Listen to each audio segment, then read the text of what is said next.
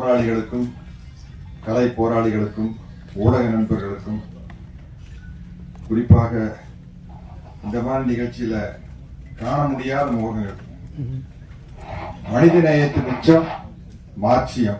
அந்த மார்க்சியத்தை மக்களிடம் கொண்டு சேர்ப்பதற்காக சளைக்காமல் போராடி கொண்டிருக்கும் இந்திய கம்யூனிஸ்ட் கட்சியின் தலைவர் தோழர் முத்தரசன் அவர்களே, புரட்சியாளர் அம்பேத்கரின் வழி நின்று கொள்கை முழக்கங்களை எழுப்பி வரும் எழுச்சி தமிழர் தொல் திருமாவளவன் அவர்களே, பேசிவிட்டு சென்ற அன்பு தம்பி தமிழக வாழ்வுரிமை கட்சி தலைவர் வேல்முருகன் அவர்களே, மற்றும் இங்கிருக்கும் கலைத்துறையை சென்ற நண்பர்கள் அனைவருக்கும் என்னுடைய முதல் கண் வணக்கத்தை தெரிவித்துக் கொள்கிறேன். கூல் சுரேஷ், உங்க பேரை தூள் சுரேஷ் கூட வச்சிடலாம். கூலா இல்ல தூளா இருக்கு. கூல் சுரேஷுக்கு உள்ள தூள் சுரேஷ் கூட ஒரு பேரை மாத்திக்கலாம். இந்த அளவுக்கு அருமையா இருந்தது. நான் இது வரைக்கும் ஒரு 250 படத்தில் நடிச்சிருக்கேன். எல்லா படத்திலும் நடிக்கிறது எனக்கு ரொம்ப மகிழ்ச்சியான விஷயம் தான். அந்த படம் வெற்றி அடைந்தாலும் தோல்வி அடைந்தாலும் அந்த நடிப்பு பணி என்பது எனக்கு ரொம்ப மகிழ்ச்சியான விஷயம். நான் ரொம்ப மகிழ்ச்சியாக ஒரு படத்துல போய் நடிப்பேன். அந்த படம் ஓடிச்சுன்னா இன்னும் கூடுதலா மகிழ்ச்சி வரும், ஓடலன்னா வருத்தம் வரும். ஆனா நடிப்பது என்பது ஒரு மகிழ்ச்சியான விஷயம். ஆனால் பெருமைக்குரிய படங்கள்ங்கிறது ரொம்ப சில படங்கள் தான். சில படங்கள் சொல்றதை விட பெருமைக்குரிய படம்னு சொல்றது தந்தை பெரியாரா நான் நடிச்சதுதான்.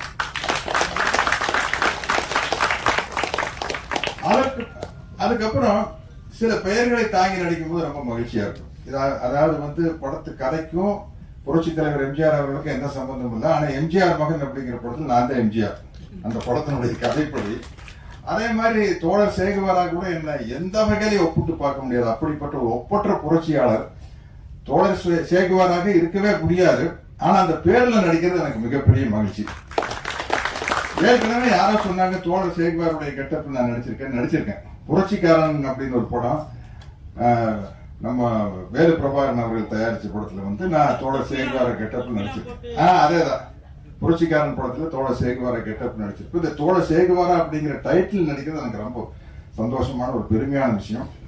இந்த படத்தினுடைய தயாரிப்பாளர் அனீஸும் இந்த படத்தினுடைய இயக்குனர் அலெக்ஸும் என்னை பார்க்க வந்தப்ப சொன்ன விஷயம் எனக்கு அப்படியே புல்லரிச்சிருச்சு. அவ்வளவு மகிழ்ச்சியா இருந்தது.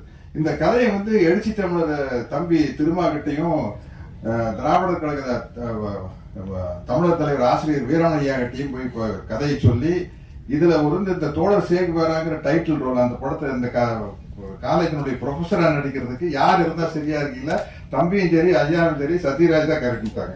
அதுக்காக ஒரு மிகப்பெரிய நன்றிய எழுச்சி தமிழர் அவர்களுக்கு இந்த நேரத்தில் நான் கூறிக்கிறேன்.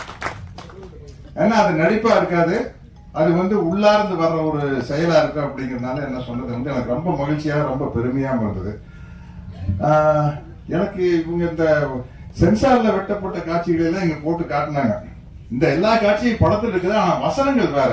நான் மறுபடியும் அதுல ரீடப் பண்ணி வேற வசனங்கள்ல சென்சாரினுடைய விதிகளுக்கு உட்பட்ட வசனங்கள் தான் இந்த காட்சிகள்ல வருது இல்லையா. அதனாலதான் அதுக்கு நம்ம சென்சார் சர்டிபிகேட் கொடுத்துருக்காங்க.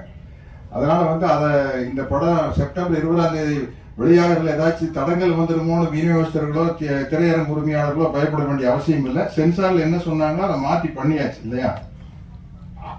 ஏன்னா இது பராசக்தி காலத்துல இருக்குது, வேலைக்காரி அண்ணா காலத்துல இருக்குது. அண்ணா எழுதின வேலைக்காரில இருந்து கலைஞர் வசனம் எழுதின பராசக்தியில இருந்து இந்த மாதிரி பிரச்சனைகள் இருந்துகிட்டு தான் இருக்கு. அமைதிப்படையில் இருந்தது. வேலம் புரியுது படத்தையே தடை பண்ணாங்க. அந்த படத்தை அப்ப முதலமைச்சராக இருந்த புரட்சி தலைவர் எம்ஜிஆர் அவர்கள் தான் அந்த படத்தை பார்த்துட்டு இயக்குனர் பாரதி ராஜா அவர்களை கூப்பிட்டு நீ தியேட்டர் நான் பாத்துக்கிறேன் அப்படின்ட்டு அப்படி வெளிவந்த படம் தான் வேலம் புரியுது. அந்த மாதிரி இந்த பல சிக்கல்கள் உள்ள படத்துல நான் நடிச்ச எனக்கு ரொம்ப அனுபவம் இருக்குது. இந்த படம் நடிக்கும் போது தம்பி அலெக்ஸ பார்த்தப்ப எல்லாருக்கும் தோழர் முத்தரசன் சொன்ன மாதிரி ஒரு சின்ன பையன் அப்படின்னு தான் நினைச்சோம். ஆனா நான் நடிச்ச காட்சிகளை பத்தி தான் எனக்கு தெரியும். டிரைவர் பாக்கிட்டு எனக்கே பிரமிப்பா இருக்குது. அலெக்ஸ் அவ்வளவு அற்புதமா நடிச்சிருக்காரு.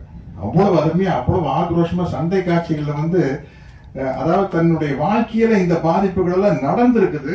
அந்த கோபம் அங்க தெரியுது. விடுதலை சிறுத்தைகள் கட்சியினுடைய முழக்கம் இருக்குது, அடங்க முறை அத்துமீறு அப்படிங்கிறது அந்த வலியும் வேதனையும் தெரிஞ்சாதான் அது நடிப்புல வரும். இல்லாட்டி அது சும்மா ஒரு நடிப்பா போயிடும். அந்த வலியும் வேதனையும் தெரியுது. அப்புறம் இந்த படத்துல புதுசா ஒரு சின்ன பிரச்சனை கொண்டு வந்தாங்க என்கிட்ட. நீங்க இந்த படத்துல பாட்டு பாடணும், பாட்டு பாடணும் என்ன இல்ல வார்த்தையை வந்து அடங்க முறை அத்துமீறுன்னு வருது அப்படின்னு எனக்கு ஒரு சந்தோஷம். நல்லா பாடிட்டோம்னா விடுதலை சிறுத்தைகள் கட்சியினுடைய எல்லா மேடைகளிலும் அந்த பாட்டு ஒழிக்கும். எனக்கு என்ன பயன்னா, பாட்டு எப்படின்னா பாட்டுன்னு நான் எம்ஜிஆர் ரசிகன் தானே, எனக்கு இது இது பொது உடைமை சம்பந்தப்பட்ட பாடல்களா இருக்குது. அப்புறம் பாட்டு எல்லாமே ஹை பிச்சு தான் ஆரம்பிக்கும். அச்சம் என்பது பாருங்க பாருங்க, அச்சம் என்பது மனமையடா அஞ்சாமை, அப்படித்தான் பாட முடியாது. ஒரு டிஎம்எஸ் தான் வரணும். இல்லாட்டி ரொம்ப அழகா தனி உடைமை கொடுமைகள் தீர தொண்டு செய்யடா தானா எல்லாம் மாறும் என்பது பழைய பொய்யடா. சரியா பாட முடியல பாருங்க. இப்படி சுதி சுத்தத்தோட தான் வரும். பாடணும்னு நான் சொன்னேன், எனக்கு இந்த மாதிரி எல்லாம் பாட முடியாதுங்க, ஏதோ ஏன் லெவலுக்கு ஏதாச்சும் ஒரு இருந்தா பாடலாம் அப்படின்னா. எப்படி அப்படின்னா, நல்லா ரப்ப நம்ம தம்பி அனுராஜ் காமராஜ் படிக்கிறாங்க, நெருப்புடா நெருங்குடா பாடிடலாம். இல்லாட்டி ரொம்ப சாஃப்டா அண்ணே அண்ணே சிப்பா என்ன பாடிடலாம். நீங்க எங்காச்சும் கொண்டு போய் அச்சம் இருந்தது மடமேடா ரேஞ்சு குட்டுறாதீங்க அன்னைக்கு சார் அப்படின்னா, நீங்க வாங்க நாங்க பாத்துக்கிறேன்னு சொன்னாங்க. அங்க போனா அதை விட கஷ்டமா இருக்கு. நான் எவ்வளவு சிரமப்பட்டு பாடி இருக்கீங்க தம்பி திருமாவர்களே, நீங்களே பாத்தீங்களா? அதாவது எனக்கு அதை பார்க்கல பாடும் போது, ஏன்னா அப்படித்தான் பாட முடியல அந்த பாட்டை. ஆனா ரொம்ப ஒரு பாட்டை வந்து ஒரு பெருமைக்குரிய பாடலா, ஒரு புரட்சிகரமான கருத்துக்கள் நிறைந்த பாடலா பாடுறது வந்து எனக்கு ரொம்ப மகிழ்ச்சி.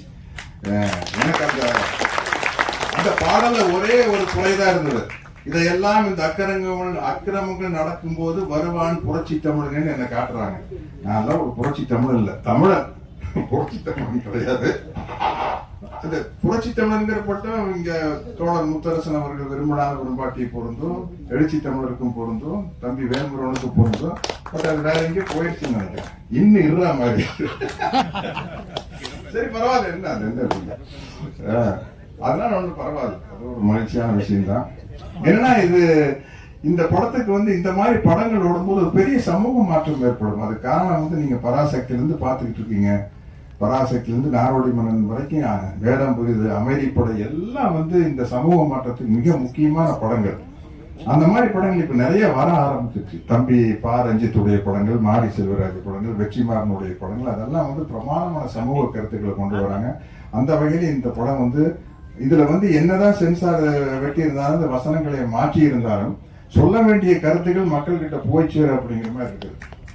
ஆமா, ஏன்னா வந்து சில சந்தர் அதான் வாத்தியார் படத்துல, எம்ஜிஆர் படத்துல வந்து புரட்சி தலைவர் படத்துல உதய சூரியனின் பார்வையிலே உலகம் விழித்துக் கொண்ட வேலையிலேன்னு பாடியிருப்பாரு.